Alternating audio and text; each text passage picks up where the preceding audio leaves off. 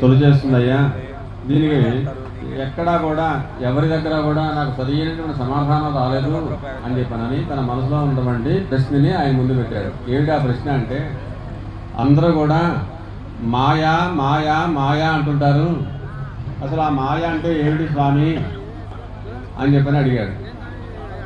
అప్పుడు రమణ మహర్షి అంటున్నాడు, వరి పిచ్చిన ఆయన, మాయా అంటే వేరు ఇంకోటో ఏదో ఇది కాదురా నాయన.